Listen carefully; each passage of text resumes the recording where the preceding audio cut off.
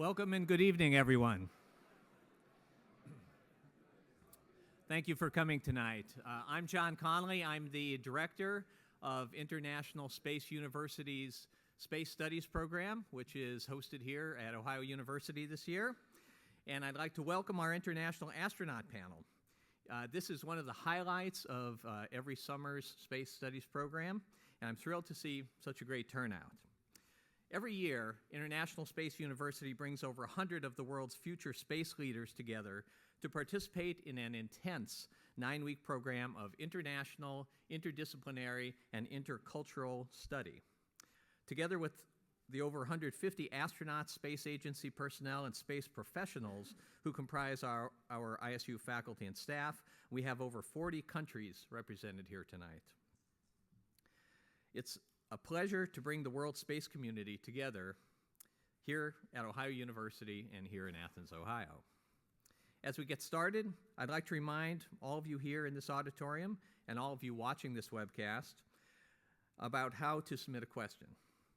If you can, please tweet a question with the hashtag #AskAnAstronaut or post a question on our Facebook page shown here. If you don't have a mobile device with you, you can write your question on a card, and some of our staff has been handing cards out here, I see. Our staff will gather those together, and they'll monitor the middle aisles here and accept your questions as you write them. Please try to be good crew members and pass all your questions to the middle. We anticipate a lot of questions tonight, and we'll do our best to get to as many of them as we can.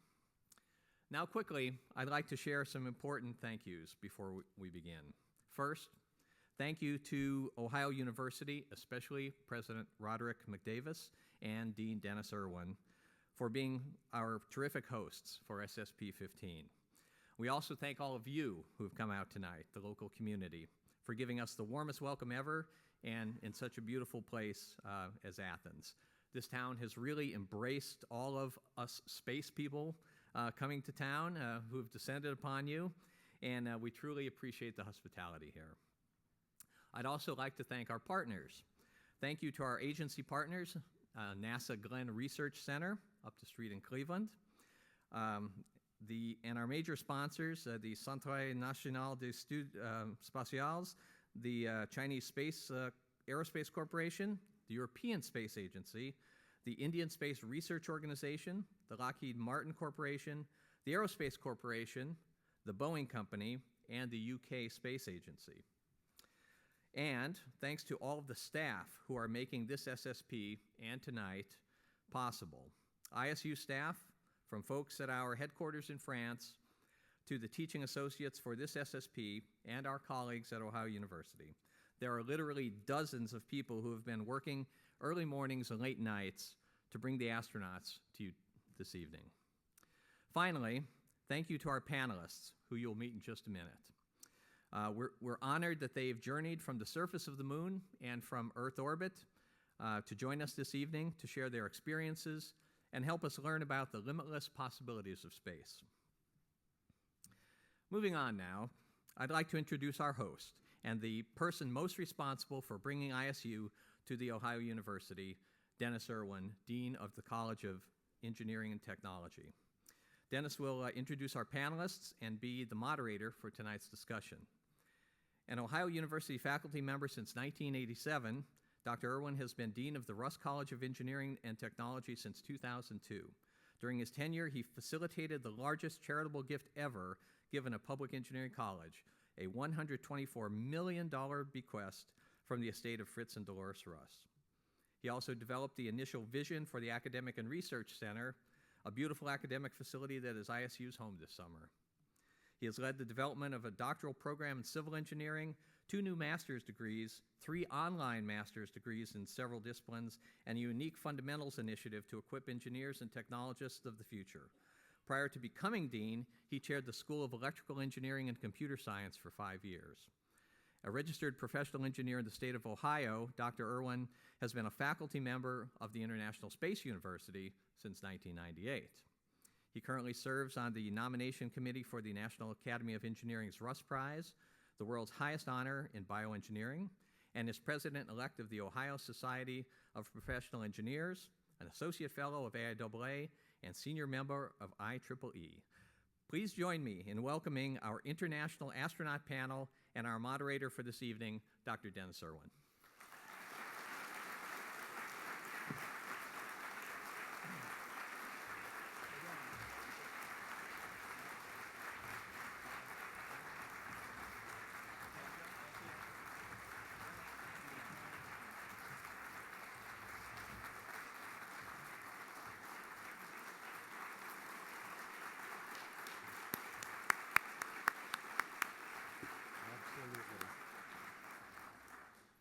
Well, I think that the participants who are here for the Space Studies program this summer know what I'm going to say.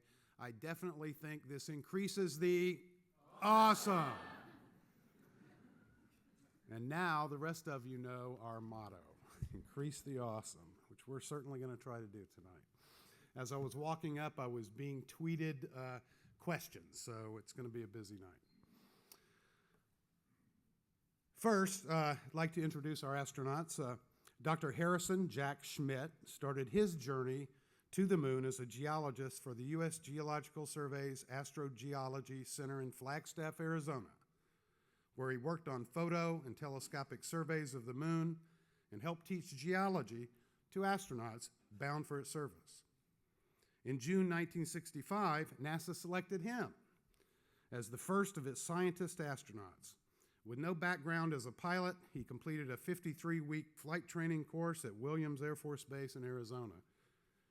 Becoming an active participant in the space program, he helped design the science mission to the moon, selecting landing sites and developing the field equipment used to sample lunar material.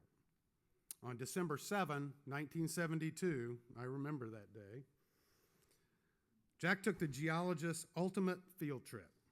After a 3-day flight to the moon, Schmitt and mission commander Gene Cernan descended to the lunar surface aboard their lunar module Challenger. And I believe that Dr. Schmitt was the pilot of that module. They stayed on the surface longer, 301 hours and 51 minutes, spent more time out of their spacecraft, 22 hours and 4 minutes, and returned more samples of lunar material, 115 kilograms, or 249 pounds, than any previous lunar mission. In 1977, Jack became a U.S. Senator representing New Mexico. He served on several Senate committees, including the Commerce, Science, and Transportation Committee, the Banking, Housing, and Urban Affairs Committee, and the Select Committee on Ethics. He also served as chairman, fittingly, of the Subcommittee on Science, Technology, and Space. He holds a bachelor's degree in science from the California Institute of Technology and a PhD in geology from Harvard University. Paolo Nespoli was selected as an astronaut by Italy's ASI space agency in July 1998, and a month later joined ESA's European Astronaut Corps, based at the European Astronaut Center.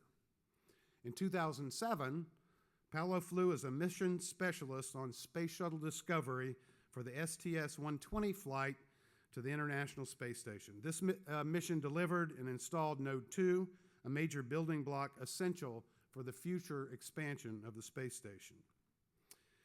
And then in December 2010, Paolo's second space flight, Expedition 2627, launched to the International Space Station.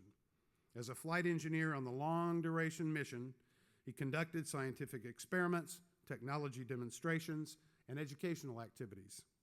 After 159 days in space, he returned to Earth in May 2011. An avid diver, pilot, and electronics enthusiast, Paolo holds a bachelor's degree in aerospace engineering and a Master of Science in Aeronautics and Astronautics from the Polytechnic University of New York. In 2006, Soyeon Yi was working toward a doctorate in biological science at the Korea Advanced Institute of Science and Technology, when she was selected as one of 2 finalists from an amazing 36,000 applicants to train in Russia for a flight to the International Space Station.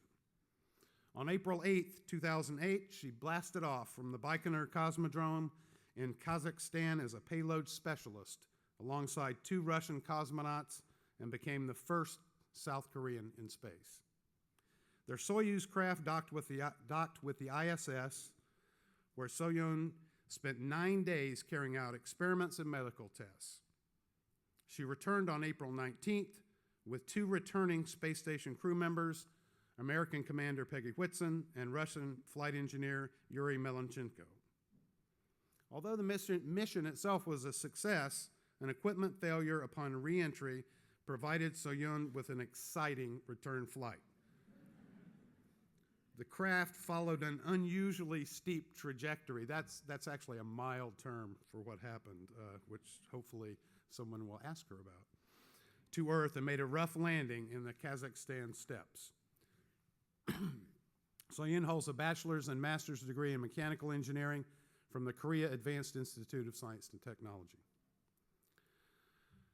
During his 28-year career as a Canadian Space Agency astronaut, Dr. Robert Thirsk helped advance knowledge through research and exploration. He flew aboard the Space Shuttle Columbia in 1996 with 6 crewmates as part of a 7-day research flight. In 2009, he and 5 crewmates spent 6 months aboard the International Space Station conducting research, operating robots, and repairing station systems and experiments.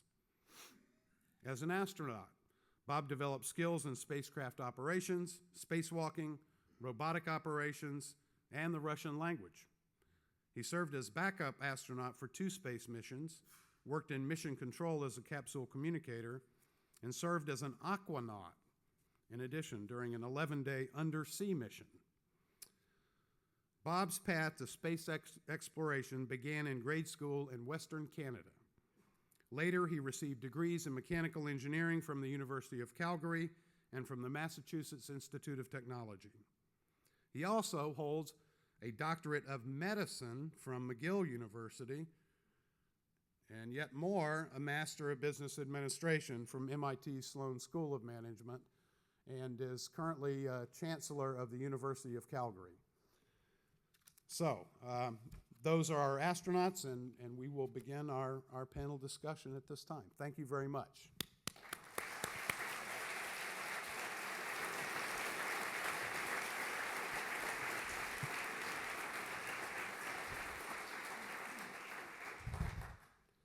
So it's very gratifying that we have the number of questions that we do. That means that putting together questions beforehand may not be necessary. But I will start out with some softballs here. So each of you have experienced space flight in a bit of a different way. Some short duration flights, some long duration, lunar landings, shuttle missions, Soyuz and space station. What, in your mind, were the highlights of your particular space flights? Bob?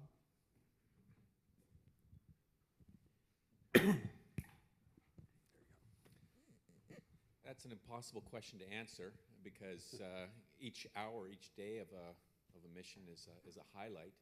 I have a lifetime of memories to think back on. But let me give you a taste of my first 10 minutes of spaceflight. So this would be launch day on the Space Shuttle Columbia. So 6 seconds before liftoff, the 3 main engines on the shuttle ignite. And the onboard computer then checks to make sure that each of those 3 engines has reached at least 90% of their rated thrust over the next 3 seconds. If they do, then at 0.3 of a second before liftoff, the onboard computer sends a command to the 2 solid rocket boosters to ignite, and they immediately reach 100% thrust. And then at t equals 0, there's 8 bolts, they're about this size, that are holding the shuttle stack down to the launch pad. The computer sends a command to them to explode, and there's now nothing holding the shuttle down to the launch pad, and 4 million pounds of thrust lifting us off. And it's like a kick in the seat of the pants. you know you're going somewhere. A lot of shaking, a lot of noise, a lot of vibration. I naively, on my first flight, had put the emergency procedures checklist on the wall right in front of me, but they were moving like this. So there was no point having done that. In 45 seconds, we've broken the sound barrier. We're burning propellant at a rate of 10 tons per second. At 2 minutes, all of the propellant in the two solid rocket boosters has been expended. So we jettison the 2 rocket casings, and they parachute back down to the Earth to be used on a subsequent mission. And we continue the rest of the way up on the shuttle's 3-man engines. I was concerned because everything went from a very bumpy, noisy ride to like riding in a Cadillac. And I thought, uh-oh, we've lost the engines. But then I started hearing the calls in my ear and that everything was nominal, and it was just a very smooth ride from that point up to orbit. The difference, though, is that Newton's second law, F equals ma, kicks in at that point, and as the mass of the shuttle is dramatically dropping, the accelerations are increasing. So it feels like there's 3 people sitting on your chest. You actually have to think about breathing to get the air into your lungs. And then we get to orbit. We go from 3 Gs to 0 Gs in a fraction of a second. There's a lot of hooting and hollering and yelling and screaming and high fives and back slaps because we just survived one of the more dangerous things that people do. So that's one of 1,000 highlights, Dennis, that I could tell you about. That's a great description, too. Paolo?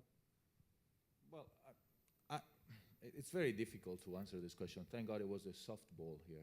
I'm just waiting for the hard one. I tried, I really did. Because, you know, I get asked this question all the time, and I don't know what to answer. I mean, so I would just pick something, and I think one of the nicest thing is if you fly long duration and you stay in space enough, you figure out that you, as a terrestrial person up there, work really, really bad if they take away gravity. And the first days, the first moments, you are really awkward at doing things, especially, you know, in the shuttle is relatively small, but if you're on space station, you get these long corridors and you have to translate, and it's actually difficult to move from one place to the other without hitting anything and without ripping computers off and banging walls and cracking up, splitting your head somewhere.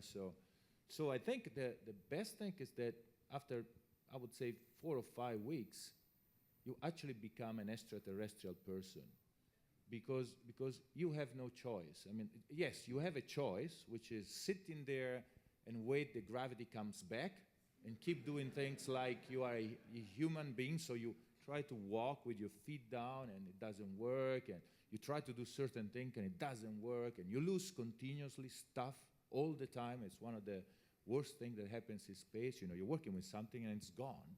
And Houston is waiting for you, and you cannot do anything because you're missing a tool, or you know, the page of the flight data file flew away or something. Well, if you were just going to wait for gravity to return, it would have been So 100 and some you days. have, but some astronauts actually do that. They can now not transition into a living without gravity, and it's a pitiful 6 months.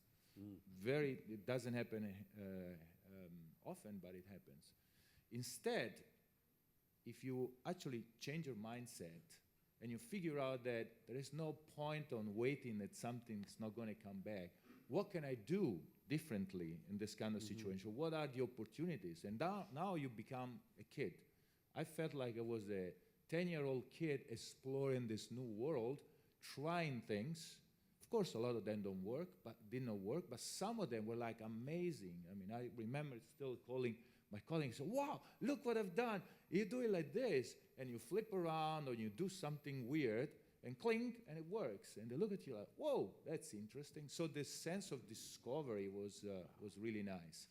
And this is what I think is one of the best things in space. So this happens here on the ground, too, I tell people. You know, many times things change around us. You know, the economy doesn't work anymore. Something that you're used to is not there anymore. There are people that sit there waiting that the economy comes back as it was 10 years ago, and the shop closed down. The ones that look around and figure new opportunities, new way of doing things, are the ones that are not dinosaurs that you find fossilized in a million years. So you need to change and transform, and space gives you this opportunity. And this, I thought, was one of the nice things up there. That's a great insight. Soyeon? Yeah, I totally agree with you. And then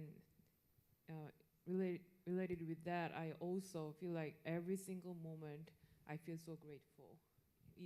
even before flight and then until get to the ISS and then back, because even after I became a final 2 candidate out of the 36,000 people, still I cannot be sure if I fly or not, because I was one of 2. And I became a backup. So I believe maybe I cannot fly. But 1 month before launch day, change it, I became a primary. But even after became a primary, and then even I get into the Soyuz capsule within a spacesuit, maybe both of you know, and we have a pressure check before getting in. And then even after getting in, we have a pressure check again. And then during that pressure check, our commander Sergei's suit was blown up. And then zipper was broken. And then his suit like that, because zipper was blown up. But still pressurized, and then still working, but looks like a big, huge beer belly like things. Is this because he had the salami hidden in there? Maybe. So we should report those kind of situation to the mission control, and then we wait until head of the Russ customer said it's a go or a no-go. But we all have a story, because I was a backup, finally became a primary, and Sergei was canceled of his first flight assignment because of the budget problem in Russia, so it is his first, again, flight. And then another, my flight engineer, he was trained for the shuttle flight, but shuttle accident, and then his flight was canceled, and then it was after 10 years, became his first flight. So 3 of us has a story about suit was blown, and then we waiting for the answer of the head of the Russ customers, and then finally he said, because it was totally pressurized, so it's good to go, but you should tie it inside of some strap. So we tied over his suit, and then we go up. And then they said we will send new suit for the Sergei through the cargo vehicle. So wow, it's really hard to get one step and more and more. And after that, get to the ISS, look down to the Earth. Every single astronaut maybe also have a same experience. We try to find our hometown through the window. And then I try to find a small, little, tiny Korean peninsula. And laptop told me Gare in Russian, Korea. And then I run to the window, open the shutter, and look down to the Earth, already Pacific. Yeah, in several 10 seconds. Wow, such a small, little, tiny country I was born. And then I had some question, why I was born that small, little country, even everybody were born in randomly every place. And then 90 minutes rotating, only several seconds passed by, why on earth I was born there? And then why on earth I was born 1978? Why I was born in my family? Why I was born not in North Korea, but in South Korea? Because everybody was born like God spread all of the people randomly. So if God throw a little stronger, maybe I could be in North Korea. So many things going on in my mind. And I realized how lucky I am. Out of the several billions of the probability, I was born there, not in Afghanistan, not in the middle of the China, not in the middle of the Africa or something. I was born as a daughter of my mom. And I was born after Korean War. I was born after Korean economic boom. Finally, I can be a PhD. I can be picked as an astronaut. So it's a really, really grateful thing, but there's no reason. I would never write down essay in my mom's belly to be born in Korea. Yeah. I didn't write any resume to be born in Korea 1978. Yeah, so that is really grateful things, whatever we have right now. And then if you feel grateful with your phone, and then sometimes you are complaining about your number of the bar in your phone, and then, oh, what the heck of my T-Mobile kind of things, it means you have a phone. Because when I land on in the middle of the Kazakhstan, and a local shepherd doesn't have any vocabulary cell phone, doesn't have any vocabulary camera. So whole my flight teach me how grateful I am, how blessed I am, kind of things. Yeah. Thank you. Very good.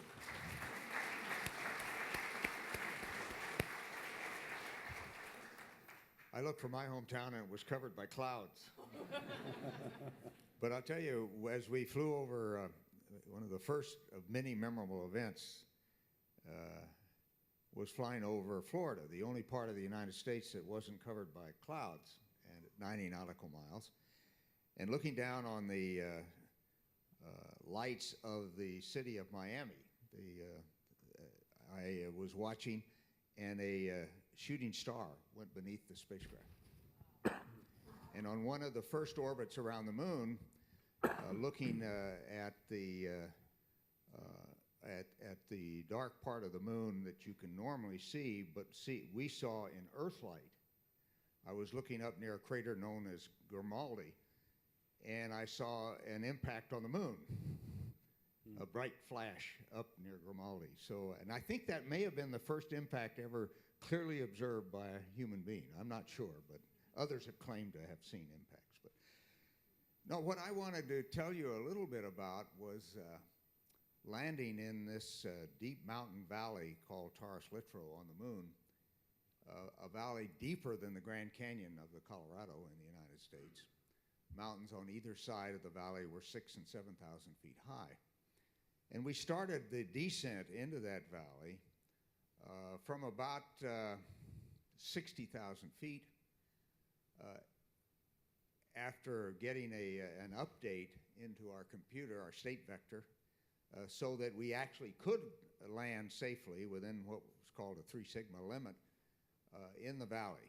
If we hadn't gotten that update, we probably would not have been allowed to land just because of the potential dispersions that the gravity field, the very irregular gravity field of the moon creates. Nevertheless, we went ahead. We had to go for ignition of the descent engine. Burned for quite a while we were basically going feet first towards the valley, the straight line of the thrust vector. And then at 8,000 feet, just above these being a line on your, or in a sense lying on your back and going feet first, you couldn't see much of the moon. But at 8,000 feet, we had pitch over, where the spacecraft actually automatically pitches to an attitude that allows you to see the landing site that you're aiming for. And the computer told you relative to some grid coordinates in the commander's window where, if you did nothing, the spacecraft would land. And everything looked pretty good at that point. And so I was calling out numbers and directions to Gene Cernan on what the computer was telling us, plus monitoring another computer over here that would have been our abort guidance system if we had to leave. And finally took a glance out the window, and when I glanced out the window, here were the mountains seemingly right at my window and on my side of the spacecraft. Really a spectacular sight, but I quickly got back into doing what I was supposed to do, and that is provide the information necessary for a safe landing. And the spacecraft followed pretty much the trajectory. Gene Cernan did a little bit of redesignation to land between some craters, but at about, we were 100 feet from the surface, we started looking for dust, didn't see any. And then we didn't actually see any dust streaming away from the descent engine until we were at about 50 feet. So, and we could see through the dust, we could see the craters and rocks through the dust, even though it was streaming. Other crews had reported much heavier dust than that, and actually felt like they had landed blind. We did not. And you land at about a foot or two per second, very slight jar. The spacecraft rocks a bit, and but even prior to that, we had 6-foot probes on each of the landing gear. And as soon as one of those probes touched the surface, you would get a light in the cabin. And at that point, you'd shut down the engine. So the last 6 feet was just a drop. Well, a drop even in a heavy spacecraft, a massive spacecraft of 6 feet wasn't very much. And we just rocked a little bit, and we're at the surface, and we were there. And so the first, you go through a checklist of, and what people wonder, what are the first things said on the moon after landing? Well, the first thing, believe it or not, is not Houston, we've landed. It's cycle the Parker valves. This is pretty mundane engineering stuff, but these were valves that controlled the fuel and oxidizer to the 16 thrusters that allowed the spacecraft to be flown when it was in space. Somewhere in a test, a dynamic test, one of those Parker valves on a test vehicle had closed. And so after that, every lunar module pilot, the first thing he did on the moon was to cycle them to make sure they were all open in case you had to abort and get out of there. So the first words on the moon are not very spectacular. They're cycle the Parker valves. At least it wasn't stir the tanks. We had stir the tanks too, and just to quickly, one of the things I had planned to do on the way to the moon was get some exercise. So I was, the command module was such that I could run against a bulkhead. And so I would hold on to a strut and just run in place against a bulkhead in order to get my heart rate up. After I'd done that once, the ground reported that I had stirred the hydrogen and oxygen tanks by the vibration of my running in place. So from then on, the ground would ask me, would you do some exercise and stir the tanks? Because it saved power. They were using my power and not the fuel cell power. Very good. This next question is for Paolo and Bob as well. Both of you flew on both the space shuttle and a Soyuz, and is there a way that you can compare, either one of you or both, the experience of a launch on the Soyuz launch vehicle and the space shuttle? Well, Bob just described a launch on a shuttle, True. which you know, it's pretty, I wouldn't say violent, but it's pretty clear when you lift off. I mean, it's like you are laying on something and there is a train coming on your back. And it's not, you know, he says there is a kick. It's a kick, but it keeps kicking you for 8.5 minutes, and it gets worse and worse at the end. So, and the first 2.5 minutes when the solid rocket booster are going, everything shakes because those are pretty strong. The Soyuz, in comparison, the Soyuz is a liquid fuel vehicle, and it's just sitting. You know, the shuttle has to be bolted down on the launch pad, otherwise when the liquid engine starts, it will actually flip over. In fact, you are sitting there and you feel like, going this way, you know, and it cannot go. The Soyuz instead is just put down there inside the trenches, actually sitting on top of few places, not bolted anywhere, just put there. And when it has enough power, it will just lift off. So there was the countdown, 10, 9, the usual thing in Russian. So, 4, whatever, 3, 2, 1, and then lift off. And I kind of looked around and says, did we lift off or something? Because I didn't feel anything. I mean, it was so mellow, and so that's how the Soyuz starts, and it's very simple. And by the way, we had the head of Roscosmos, the Russian space agency, talking to us all through the launch, and I just wanted to say, shut up, we need to follow the procedure. And he's like, and now you're going to experience this. Okay, we got it. Already have. All right, I mean, we don't need a live commentary, we have it here. But it was fairly mellow, except that then later on the F is equal and MA kicks in again, and the Soyuz has to reach the same velocity as the shuttle in the same time, more or less. So at the end of the last 2 or 3 minutes, it actually gets pretty strong in terms of acceleration. So you get 3.5 Gs, if not 4, at that point. But more or less, I would say the launch itself is relatively similar, except for these little two things: 8 minutes and 20 seconds, 8 minutes and 30 seconds. similar things, which is not the case for entry, by the way. The entry is dramatically different, but the launch, I would say, except for this relatively minor things, it's the same. But one thing really different is in shuttle launch, the person who watch it on the beach, they have a big, huge clock, and it has a countdown.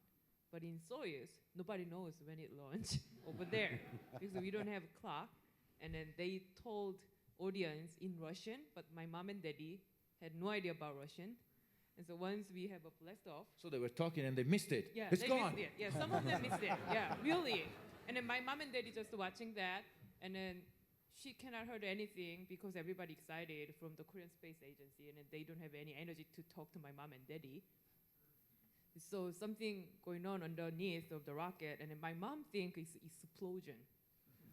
Because she had no idea, she even didn't go to the middle school, she had no idea about science at all. It's her first overall trip in her life was my launch. So she fell down and lost conscious. And then medic come to her and then tried to wake her up. And then my flight sergeant said, once you have a blast off, I think my job was done, but your mom was next person to take care of that. So outside the environment is totally different. So Jack, what about the Saturn V? Well, the Saturn V is similar in some respects to what you've heard, but also quite different. It's a larger vehicle. Obviously, the thrust of the 5 F1 engines in the first stage totaled about 6.8 million pounds, a little bit more than the shuttle. But the thing that happened to us was that we came within 30 seconds of launch, and the launch control computer stopped the launch.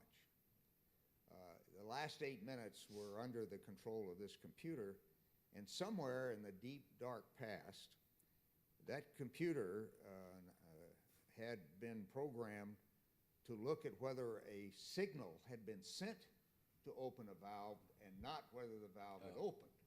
Yeah. Well, the signal had not been sent. That was a failure in the computer program, but it was noted by one of the launch controllers, and he just pressed a button and opened the valve. So the rocket was ready to go. The computer just didn't know it. Garbage in, garbage out, right?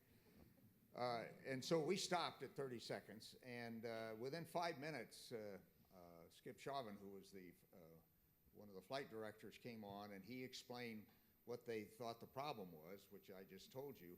And they said, we know how to fix it. We know how to wire around that. These were the days when computers were floors worth of IBM 360s, and actually there were wires in them. Yeah, and say, we're just going to wire around that signal and we'll be fine. But he said, it's going to take us a while. But what took a while was not the fix, but to convince management that they knew what they were doing. And so 2 hours and 40 minutes later, we came down to the same point, 8 minutes, and the count started in the computer, and we went through the launch. And the first thing you notice in the Saturn V, it's also being held down by these huge arms, hold-down arms they're called, is the very, very heavy vibration as the thrust of the F1 engines builds up to something over 90% before you're let go. And that vibration, if you, I don't recommend this to any of you, but if you drive your pickup truck down the ties of a railroad track, you'll get a similar kind of heavy, low-frequency vibration.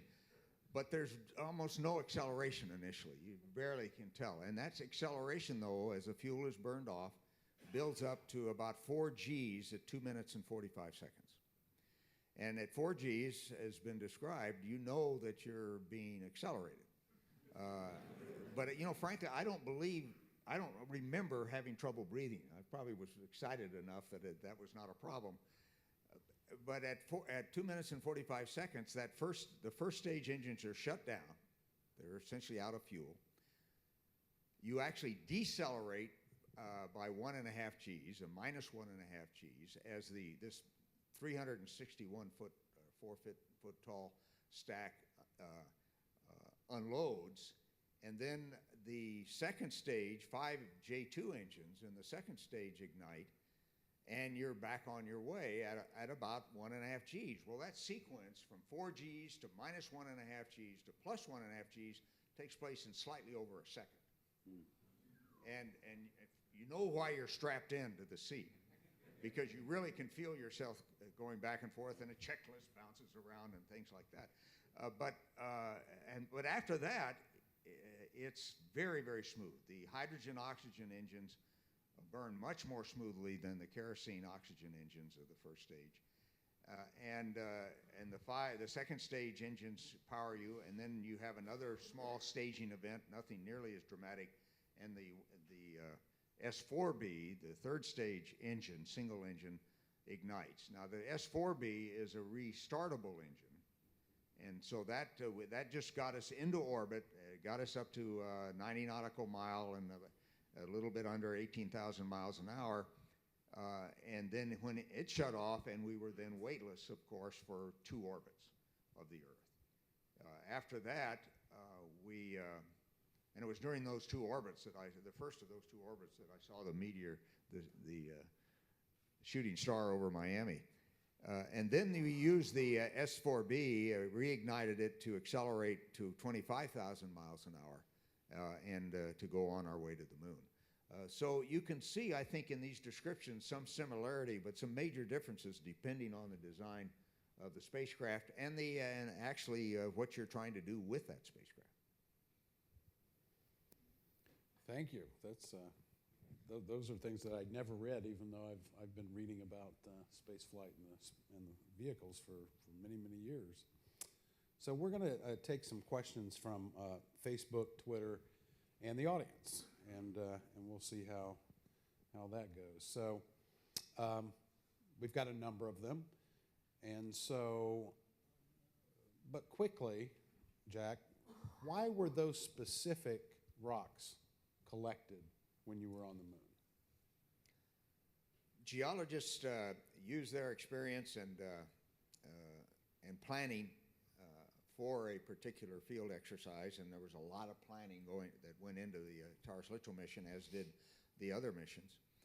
And you don't know what you're going to see, but you use that experience to try to make judgments on what will be important and what may not be important, and you have to do some selectivity in that. Mm-hmm. But that's something that comes with having been out in the field and solved geological problems in the past. You're never quite sure you get everything that you should, but I cannot think of anything that we missed that turned out to be important. But then again, if we didn't sample something, you wouldn't know it was important. Well, that's true. So that's true. That's a little bit of a self-serving memory there. But we, in that 249 pounds of samples that we brought back, that are still being worked on today by many of my colleagues, from an analytical point of view, there has been a tremendous amount of knowledge gained. And it is still being gained as new technologies come along and allow you to actually do new things with the samples that have been looked at before. One of the major new areas is a much more precise way of dating samples through what's called a argon isotope dating technique. Argon, as you know, of course, is a gas, and there is an isotope of argon that's produced by the decay of potassium-40, and that isotope, when you melt something, is lost, and so that resets the clock. Mm. And so the ratio of argon-39 to argon-40 gives you a measure of the age of the melting event, okay? Well, in the past, for the last, most of the last 40 years, we had to deal with fairly large samples of very complex rocks in order to get those kinds of ages. And as a result, we were getting fragments of older minerals and older pieces of rock that were biasing those ages towards older times. Now, with laser ablation technologies and very precise mass spectrometry, we're able to look at with a microprobe at very, very small pieces of the rock that clearly have been melted and then recrystallized. And those are revolutionizing our understanding of the ages of these rocks. They're making most of them younger, not a lot younger. They're still 3.7, 3.8 billion years old. But it helps us sort out what is the sequence of events that occurred that created the rocks that we sampled in the Valley of Taurus Littrow. So you sort of sit back and wait for a new technology to come along to learn something new, and then you go back and rewrite your papers. I'm in the process, actually, of trying to synthesize not only my field notes, which are the transcripts, but also to bring into those field notes then the results of the 40 years of analytical work that's been done on the samples. And believe me, that's a huge job. It is. And I don't know whether that book will ever appear, but it is being worked on for those of you who are concerned about how long I'm going to be around to work on it. You shouldn't let people know how we write papers, though. Yeah, I guess I gave away something. You gave away something in there. So I'm going to take choose another question from those coming in from both the audience and from Twitter. One I thought was pretty interesting. Couple, actually. Well, more than a couple, but I have to pick one or two. So it was very simple. Is it fun? Should we agree on yes? There you go. Next question. It looks like Bob has something more to add. Bob? So I told you about launching on the space shuttle. And immediately after we got to orbit, the 7 of us started doing a lot of work reconfiguring the shuttle from a launch vehicle to an orbiting laboratory. And that took about 2 hours of concentrated work. Just before we all disappeared into the laboratory to start doing our research, our commander, Tom Hendricks from Ohio, called us together and he said, I only have 2 things to tell you. The first thing is that our vehicle survived launch well, and we're in good shape. We're a well-trained crew, and we have a very talented ground support team that's supporting the mission. Therefore, if over the next 17 days you ever find yourself having a moment where you're not having fun, stop and think, because you're doing something wrong. And then the second thing he said is, if anyone leaves the toilet dirty, I will kill you. So Tom was setting the culture for our crew, which was, we're in a high-performance environment. We're all supposed to, we're trained to perform some very ambitious mission objectives, but there's no reason not to have fun and laugh. And if you look at some of the old video and some of the images from our mission, all the video and the images, we're laughing. So we did have a lot of fun. Flying around like Superman, from place to place, jumping about like Spider-Man, looking out the window at this beautiful blue marble down below. It's you can't help but have fun. Bob gave something away there. He said they had a toilet.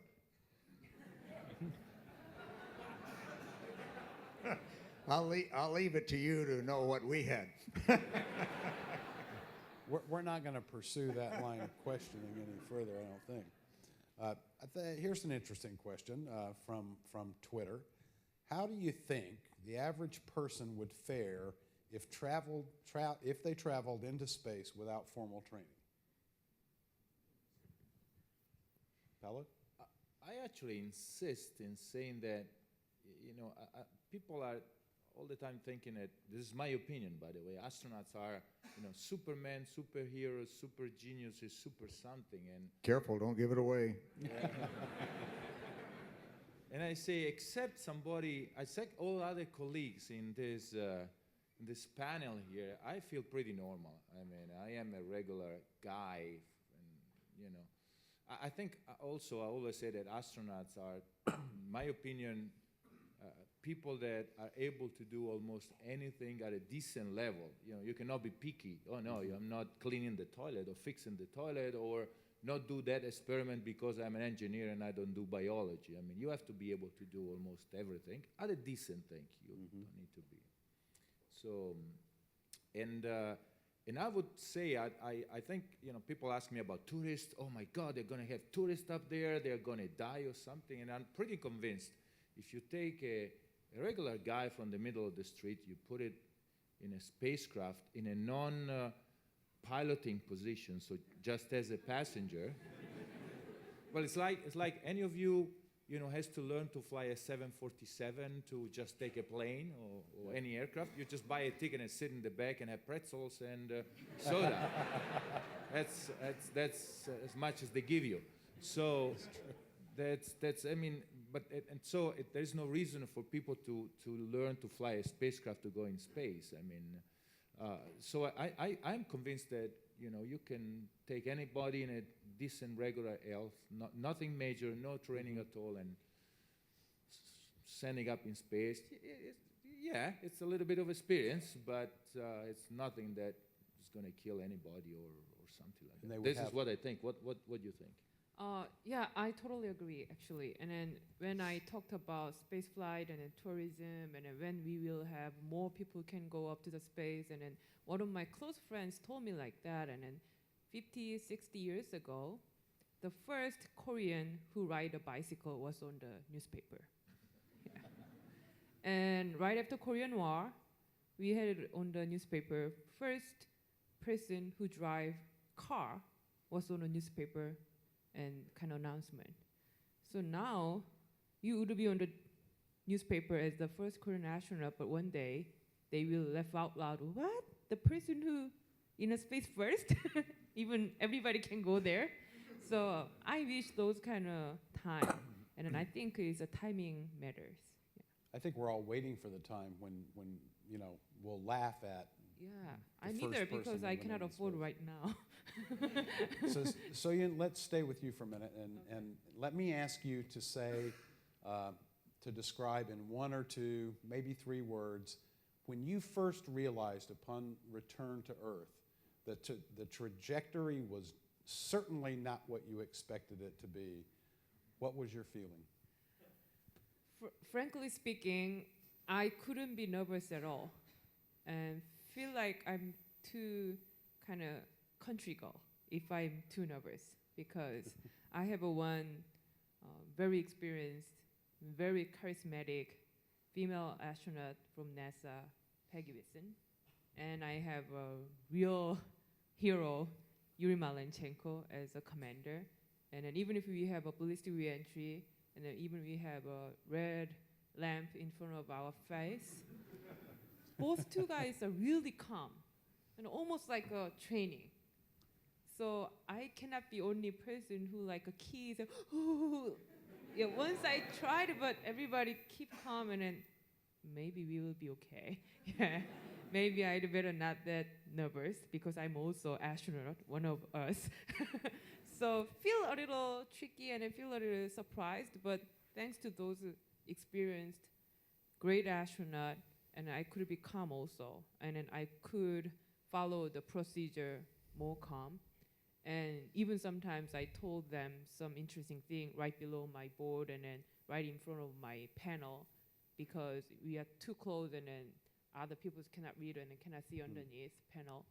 So those quiet and calm personality maybe make them be an astronaut. Maybe they are a little better than other nominal people. Even if something happened, they are not that nervous and they are not that crazy. They can do whatever they should do. So that was my impression from them. It's a huge learning. And also, yeah, thanks to the ballistic re-entry, we can meet the local nomadic shepherd first before the search and rescue team.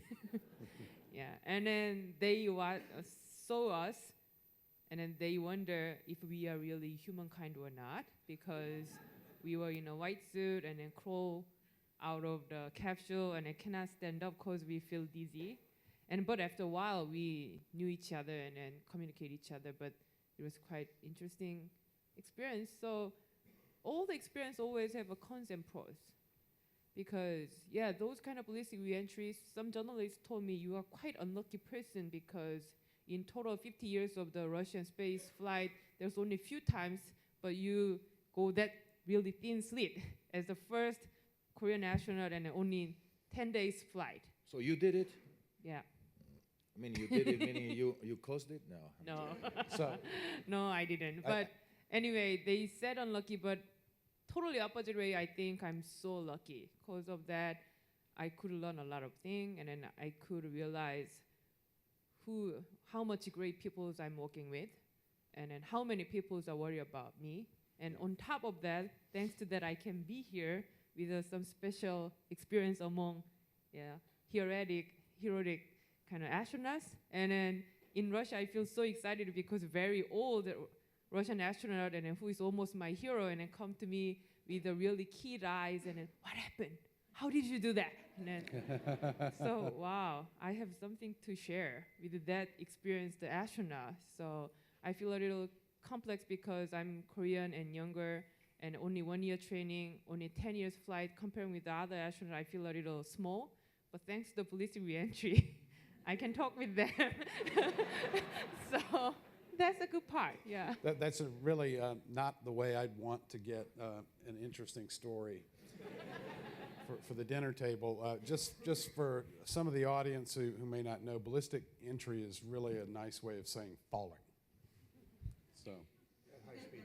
falling at high speed, falling a long, long, long way. Yeah, falling rock with a parachute.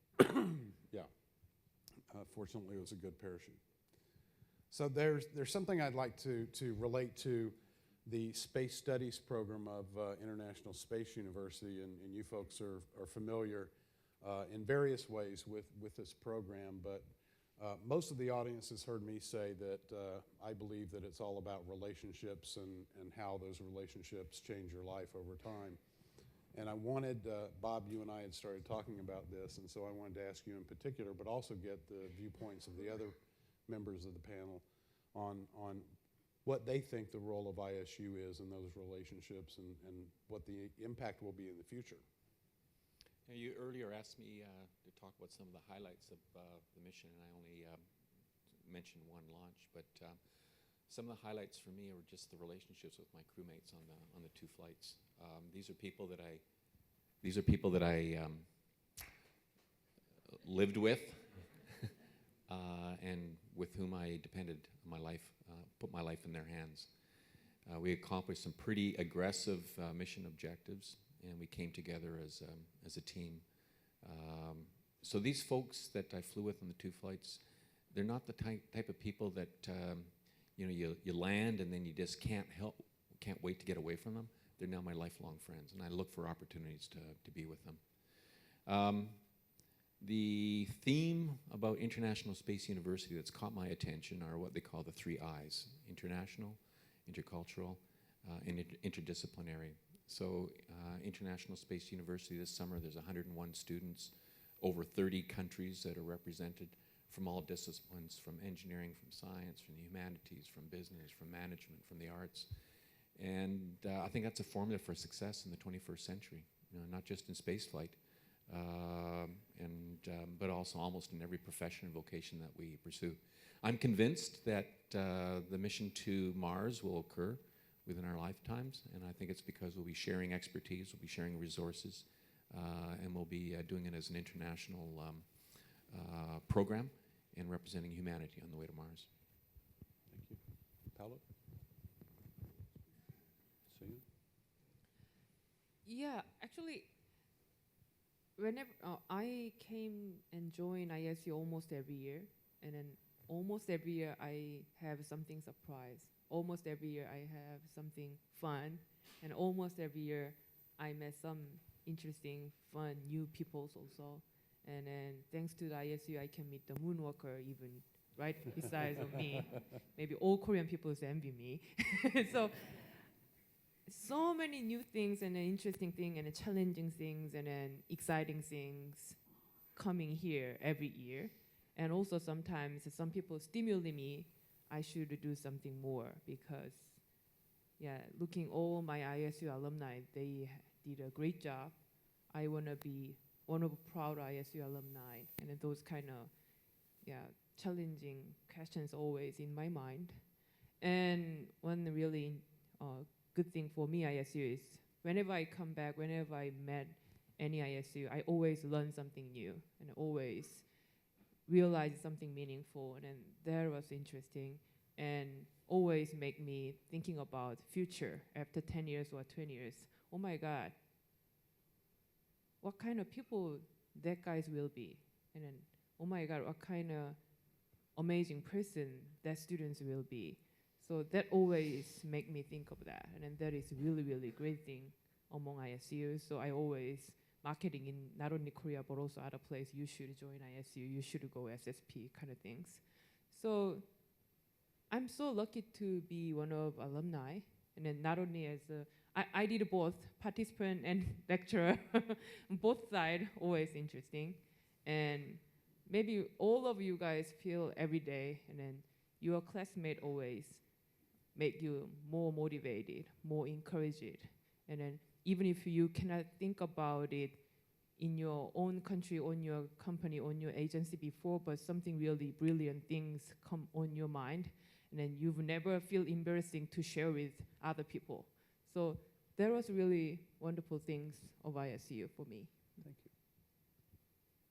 Jack? My involvement in ISU has been primarily at its birth. The three young students at MIT, Todd Holley and Bob Richards and Peter Diamandis, who deserve all the credit in the world for having taken a germ of an idea and moving forward with it until now. I know they're very proud of what they created. It is the germ of the idea came from discussions I had with them about a university in space, and so we have another level of activity here that we have to start working on. It goes back to one of the earlier questions about can anybody go into space, and I would say almost anybody can go into space. There will be a few exceptions, but my father-in-law was very seriously ill with multiple sclerosis, and we had a conversation once because he had great difficulty in walking. I said, we need to take you to space because you don't need to walk in space. And you touch this wall, as Paolo says, you touch the wall and you're going to go the other direction.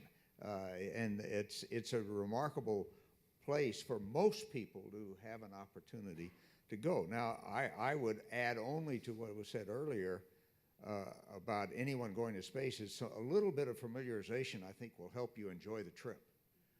That's a little different than training, but a little bit of familiarization will. And also you have to, for example, one of the things that I learned to do without ever having been in space was to take it easy in the first few little while. If you start to tumble in weightlessness, the chances are you're going to make yourself sick. And there are people like John Young who apparently are immune to that particular phenomena, but most people can make themselves sick in space, and you don't want to do that. That takes away the fun. And so those kind of familiarization ideas, I think, need to be transmitted to people who end up going in space. But back to the question of whether we can ever have a university in space, I see no reason why we can't. It's going to take probably a different style of space station, one that's built to last indefinitely rather than to fly a mission. And as we've talked about the increase in maintenance and on other occasions, that's because of the nature of the design of the International Space Station.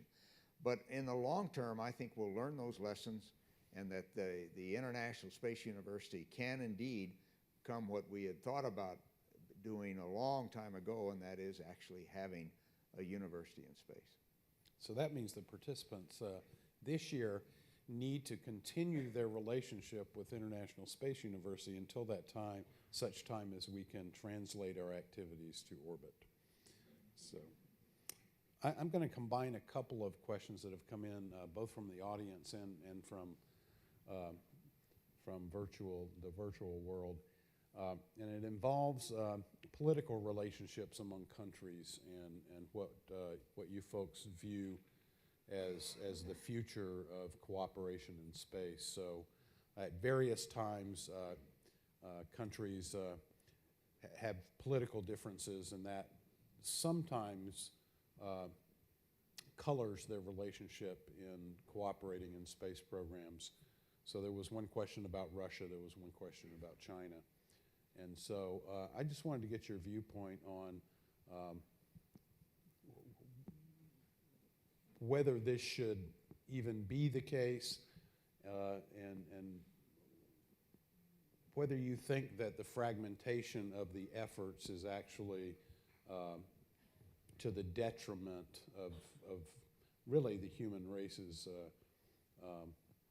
exploration of space. Okay. The first thing I would say to that is that from the very beginning, at least with respect to the Apollo program, it was an international program. We tend to forget that our communication sites were located abroad, Australia, Spain, and in the Mercury and Gemini programs, they were really scattered all over the place, Africa and elsewhere. So that was internationalized very early for obvious necessities. Also, the lunar sample analysis program was an international program right from the beginning at the insistence of Eugene Shoemaker, who chaired the committee that I also served on that put together the initial program for the analysis of the first lunar samples. And Gene was able to convince NASA and of course others that that ought to be internationalized, that the opportunity, the announcement of opportunity to work on the samples should go to an international audience. In those days of the Cold War, of course, the Soviets were not interested in participating in any of it. I'm sure there were Russians who were interested in participating, but the government was not interested in doing that. So that part of international cooperation was not possible for obvious reasons. But from those early beginnings, I think there's no question that the international involvement has increased, some of it independent, and I think that's all been very helpful because you develop new ideas and new technologies by having a diversity of inputs from different nations and different people. But as we move forward into the future, I think those levels of cooperation will only increase. The one thing I would caution you on, though, is that when you take on major space programs, such as Apollo was, and such as a mission back to the moon or on to Mars will be, you need to be able to make decisions in a timely manner.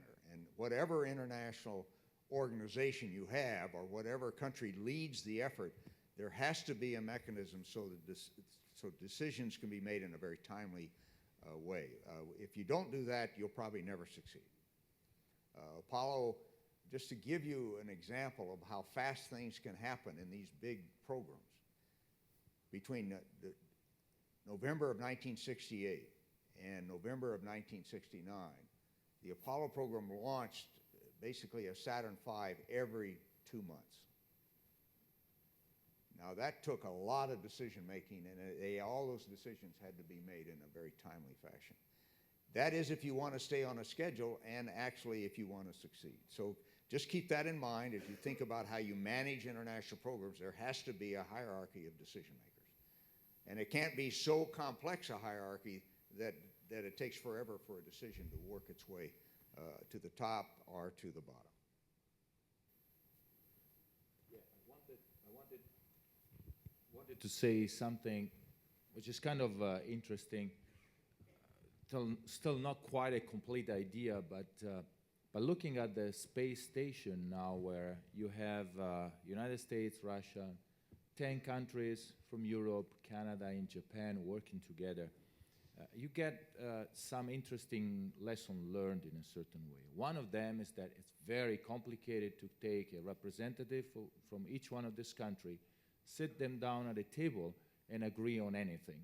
You know, they even use different measuring systems, so they don't even agree on how to measure things, let alone to spend the money and things like that. So it's very, very complicated. At the same time, though, when you have a program that lasts many years, I'm talking about more than 3 or 4 or 5 years, which is a regular political cycle in any major democracy in the world, when you have a project that is longer than that, you don't find anybody who will sponsor your program because they want the results tomorrow, not in 10 years, not in 15 years. They are not able to commit a sum that is really pretty big, you know, space station, 100 billions. Who today would commit on a project that lasts, I don't know, going to Mars lasts 15 years and would cost 500 billions? Nobody. Unless you have an international cooperation, which is going to be difficult to set it up, it's going to be difficult to maintain it, it's going to be difficult to handle. But at the same time, if today we have a space station, it's probably because it was international. Otherwise, I'm pretty sure the first US president coming after the one that has decided would have canceled it. Or, you know, the first Italian president, for that matter, the first person there. As a matter of fact, you were supposed to fly 10 times to the moon. And you flew 7, 6 landing, but 7, because they just decided, you know, we have the rockets, we have everything, but we don't care anymore, just cancel those. Yeah. You know, that's an example on what happens when you have this cycle. So, closing here, when you are flying in space and you look down at Earth, it looks like stupid that we are kind of divided in these little countries which we think they are all separated. In fact, you look down, and you look down Europe, and you see 10 countries all together.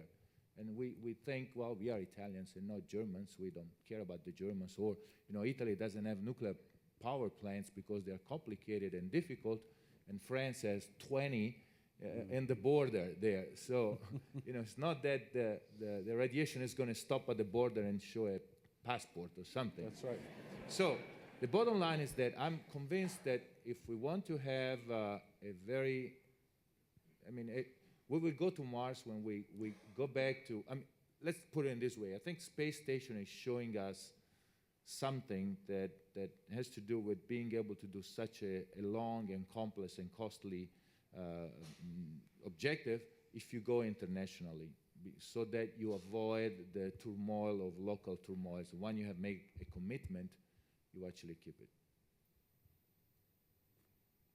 So yeah, actually, I always thinking about international relationship and then collaboration as the non-participant country of the ISS, because I am a little different from the U.S.A. astronaut and NASA astronaut, Russian astronaut, because we only have a one-time flight as an officially Russian crew, but I'm not Russian. So before flight, so many diplomatic Korean people come to me, and then there's a contract, so you shouldn't touch this, you shouldn't eat this, and then you shouldn't touch this kind of things, because if you do, there's a huge diplomatic consequence.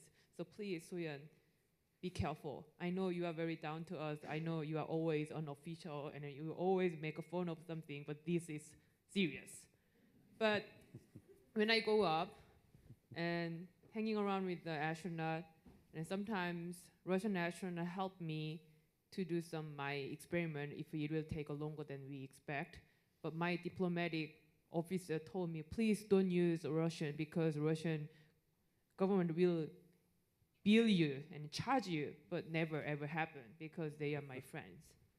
And they said, please keep your food box, and then please just eat your thing. Don't touch any American food and any other food, because it's their property. But always they share everything. And then I remember I even didn't open my food box at all, because already so many things stack up and then delayed. And they said you should keep your own medicine, and then always you should ask a Russian astronaut. But Peggy come to me and give some kind of small little pill to get rid of my motion sickness. It's probably American property, but I took it, and then so I'm thinking about my father's wisdom, and then he always fixed something, and then he always engineer, even if he spent the whole his life in bank. So he told me, whenever you fix your electronics, even if there's no room to open, maybe machine cannot open the electronics at all, but human, if there's just a little slit, and then you can push your screwdriver and then turn it and can open, because you are a human, you are not a machine. So thinking about international collaboration also, because we are human, we are not a machine, and we are not the robot who just follow the rules. So whenever we have a really authentic passion, and then whenever we have a really goodwill, even if there's a really strict diplomatic things and political things, there's some room to put your screwdriver, I think. And that is the ISU job, because we always have 30 countries together. We always friends in different countries. So we can go around, and then finally we can make something very meaningful things in the future, I believe. You know, I'm thinking of the 5 groups of countries that are part of the International Space Station Partnership. And, you know, amongst our politicians and government officials, we don't always get along. So some of the issues that divide us currently are, you know, human rights, Arctic sovereignty, GMO foods, the fur trade, imperialism lately. And so there's a lot of disagreements among the countries, but nevertheless, we've all come together, and we're doing something rather difficult in space. And you know, what the 5 groups of countries all hold precious together are, we think innovation's important, we think exploration is important, we think inspiring the next generation is important. So we built this program around the common values, and I think we have to look for those programs out there where we do have something in common, and then pursue it, because it keeps the conversation going for all these other issues that I talked about earlier. So I think there is value in international cooperation, and sharing a common vision, and space can be a role model. The space program can be a role model for communications for some of these other more difficult socio-political issues. Just a short follow-up on that for you, Bob. Do you believe that cooperation in space actually leads to cooperation on the Earth? No, I think that'd be naive to say that, but I think it helps. So, for example, the big issue, the elephant in the room, of course, is Russia and Crimea. You know, in all of the relations that my country has with Russia, we've stopped relations, but not space. And I think that's a glimmer of hope that we can continue to talk with our government official friends over in Russia, and hopefully get around that problem. Well, digging into it a little bit more, and Jack, I'm going to ask this of you. What about the notable absence of China in the cooperation in International Space Station? As I understand it, and I'm far from being an expert on Chinese relations with the rest of the world, but that's their decision. That's not the decision, as far as I know, of any other set of nations. They have decided to have an independent space program right now. Now, maybe once they reach a certain level of activity, and they're moving very, very fast, they'll be in a position to begin the kind of cooperation that we've seen among other nations. But as near as I can tell right now, it's their decision. The United States has always been more than happy to have representatives of any country visit their launch facilities and things like that. Well, you can't do that. China will not allow those kind of visits. So until that situation changes, I don't see how they can become part of it. They are more a stimulus, I think, for additional geopolitical activity as it relates to space. One thing I would suggest is that even though there may be better models for international management of programs, I would suggest that at some point the ISU go back and examine the history of the development of the Intelsat and Inmarsat programs. They were successful in building an international management structure with one very fundamental property, and that is they were based on the self-interest of the member nations. In the case of Intelsat and Inmarsat, it was based on the amount of use of the satellite systems. And that was the voting power that each nation had, was how much they use the system. It builds a different kind of incentive in than trying to have a one nation, one vote consensus kind of management system. So it might be worth looking at that. A couple examples that I've worked on trying to apply that Intelsat Inmarsat model.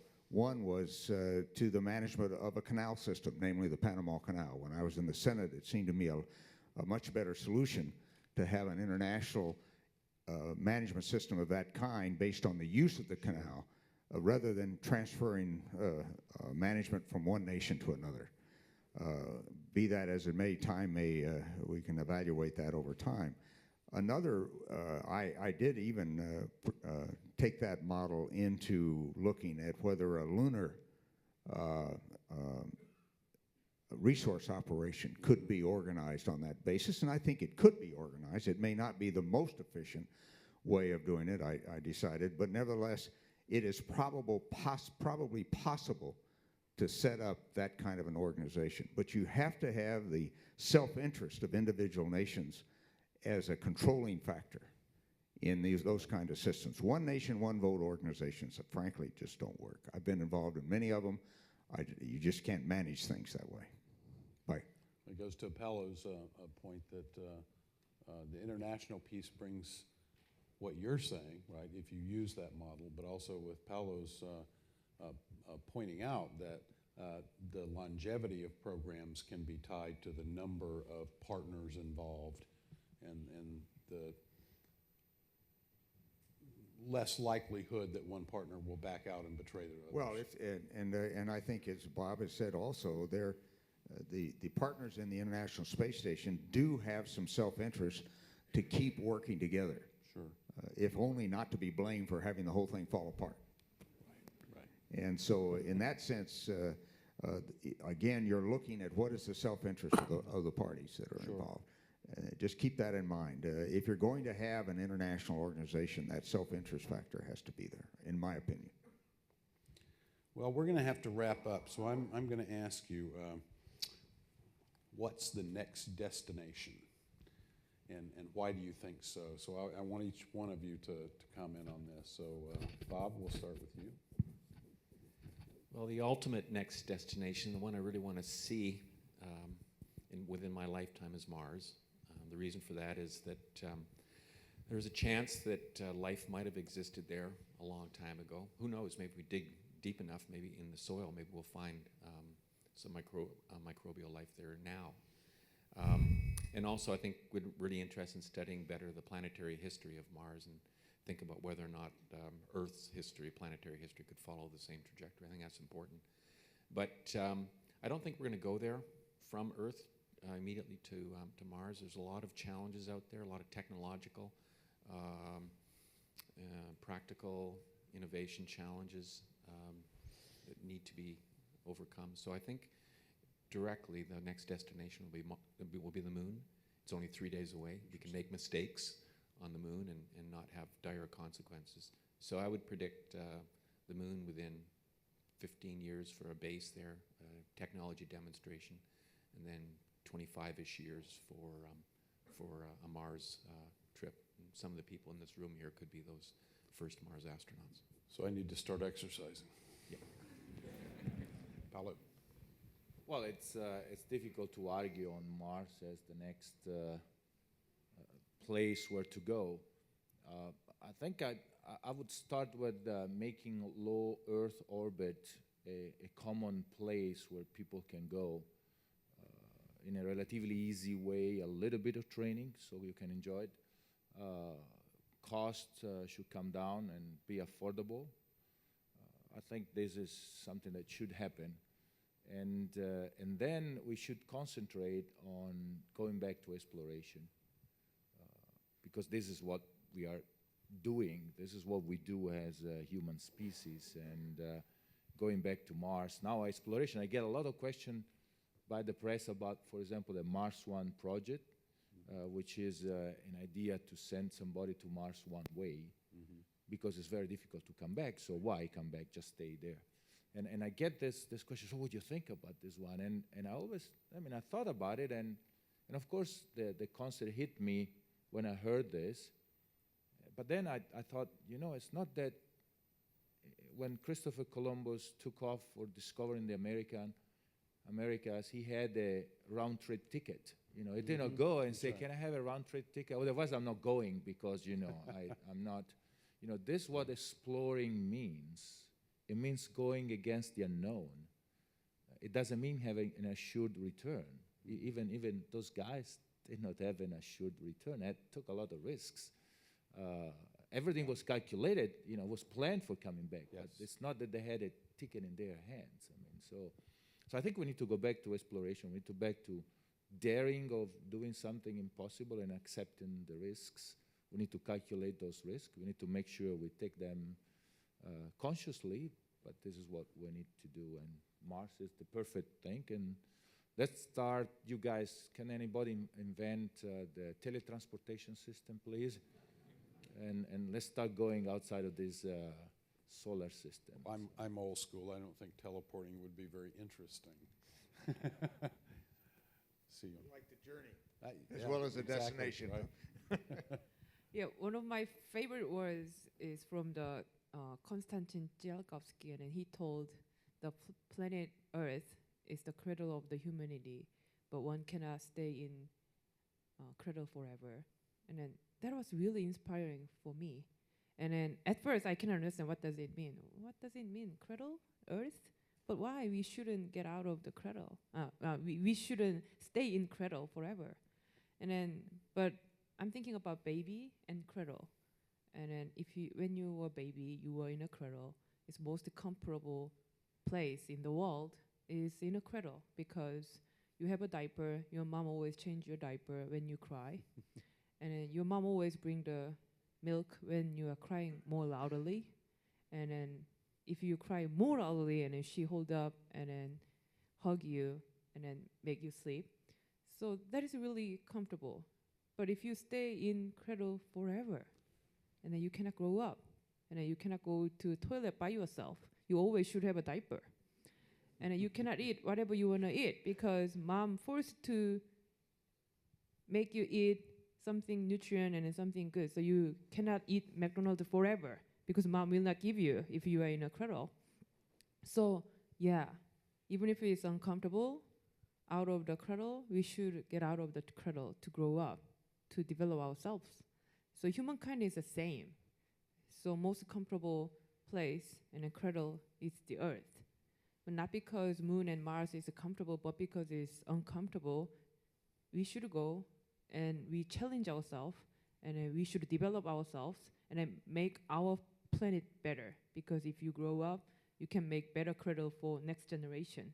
Nowadays, even electronic cradle, and then you can do the Bluetooth with your phone, and then she sleep. And then those kind of things always happen, I think. So one day, I can check the LinkedIn, and then there's a job opportunity, and then we are trying to find a manager in a hotel on the Mars.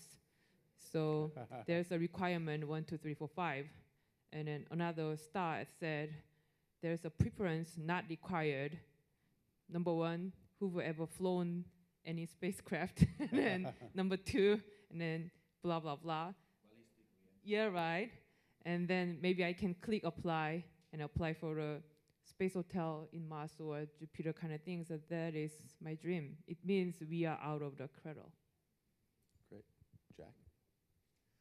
Well, I'll go along pretty much with what Bob said, that the moon is probably, he didn't say it exactly this way, but the fastest way for us to get to Mars. They're just, my list includes about 15 items that you need to work out before you can commit to a successful mission to Mars. I also would add that, in a sense, agreeing that the first people who go to Mars will have to have a clear understanding that it could turn out to be a one-way trip. You don't plan on it, but it could turn out that way. You can't be so risk-averse, and Lewis and Clark were not risk-averse in that respect, and no true exploration has ever had anything but the assumption that it might be a one-way trip. In fact, I think the engineering design of the engineering and operational design of the landing on Mars has to be to abort to land. If you start to have a problem, I said this earlier, But if you start to have a problem, then you go to the surface and work out that problem. You've been 9 months, and maybe it's only 4 months if you get a helium-3 fusion rocket going or whatever, but it's been a long time, a major investment, and you tell me that if you're going to have a problem, you're going to come home? I don't think so. So design it from the beginning that you abort to the surface and work out and see what the problem is and deal with it that way. That is really more of the true spirit of exploration, is that you solve your problems as you go along with the assumption that you're going to finally solve the last one and get back home, but you may or may not. That may or may not happen. But one thing to always remember about Mars, and that it sort of feeds into everything that we've said, is Mars is a long way away, and radio waves and even laser beams take time to get back to Earth. And so you're not going to have mission control looking over your shoulder or helping. You're going to be doing it on your own. Doesn't mean it's not planned and you don't have help in the planning and things like that, but in the actual act of landing on Mars, it's going to be autonomous. There's no mission control out there to help you. That has an impact on everything you have to think about relative to Mars. Very good point. Very good point. So it seems as if there's a pretty good agreement on what that destination eventually is going to be, at least for the next, as the ultimate goal. Could I add just one other thing? Absolutely. I think that for the moon, for this first step, not necessarily for Mars, but for the moon, having a cooperative effort with the private sector, and broadly speaking, international private sector, in order to develop the energy resources of the moon that can be brought back here to Earth is a very important part of that. It's one way in which the cost of an overall effort becomes manageable, I think. And just you remember that as well. And we become comfortable with that particular trip.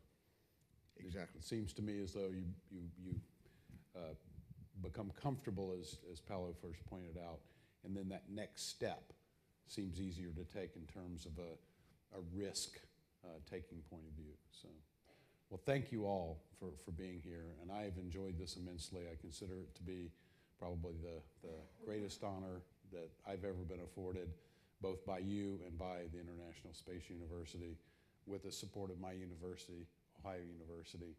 So with that personal statement, I think Director Connolly would have some comments to make as well. Sneaking up. Thank you, Dennis, and let's give a big round of applause for our panel.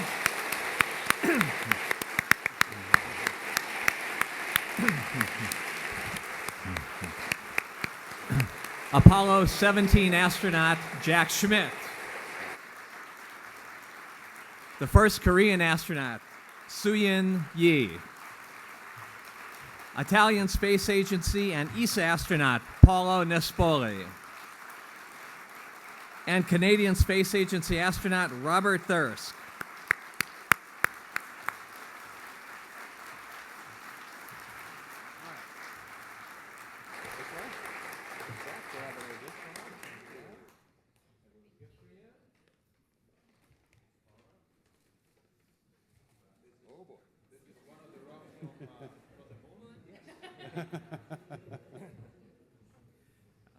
A little gift there for each of our speakers this evening.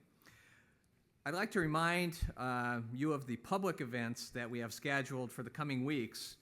Most beginning here in Baker Center, we have a new Economics of Space panel tomorrow evening at 8 o'clock.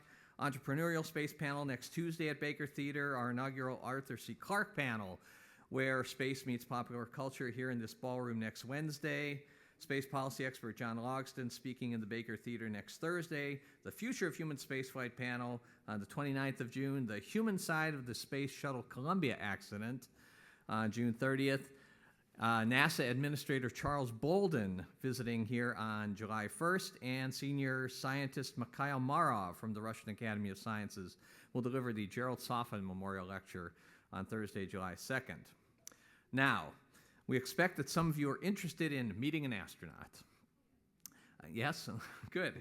And we want to do our best to make that happen. So as we transition to our reception, which will begin in a moment just outside the doors to your right, to my left, I'm going to share some logistics to help the traffic flow. Please allow our staff, who you see standing to help you. Two of our astronaut panelists will be in each corner of the ballroom here in the front. We ask you to make a queue down each of the middle aisles closest to you, starting at the front and then queuing towards the back. Our staff will be there to give you instructions, keep the lines moving. And thank you for helping us with that to keep everything moving along. And now, before we adjourn, let's offer a final round of applause to our moderator, Dean Dennis Irwin, and our panelists.